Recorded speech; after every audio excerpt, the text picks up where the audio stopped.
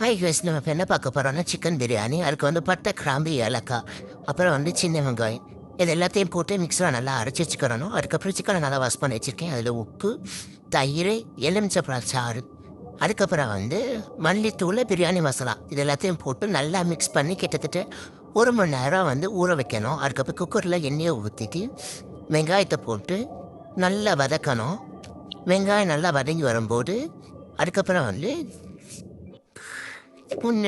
தக்காளியை போடணும். தக்காளி நல்லா வதங்கி வரும்போது மல்லி, புதினா, கருவேப்பிலை, பச்சை மிளகாய் எல்லாத்தையும் போட்டு நல்லா வதக்கணும். அப்புறம் இஞ்சி பூண்டு பேஸ்ட்டு போட்டு நல்லா வதக்கணும். நம்ம ஆல்ரெடி வந்து பட்டை, கிராம்பு, ஏலக்காய், வெங்காயம், சின்ன வெங்காயம் வதக்கி வச்சுருக்கோம்ல, அதையும் போட்டு நல்லா வதங்கி எண்ணெய் பிரிஞ்சு வரும்போது ஊற வச்சுருக்க 1 மணி நேரம் ஊற வச்சுருக்க இந்த சிக்கனையும் போட்டு இதில் வந்து மசாலா பார்த்து இல்லைன்னா தேவையான போது நீங்கள் வந்து மசாலா போட்டு ஆட் பண்ணிக்கலாம்.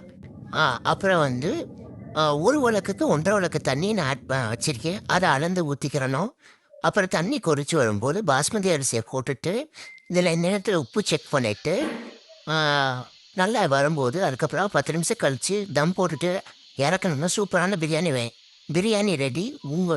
நீங்களும் செஞ்சு பார்த்துட்டு எப்படி இருக்குன்னு கமெண்ட் பண்ணுங்கள்.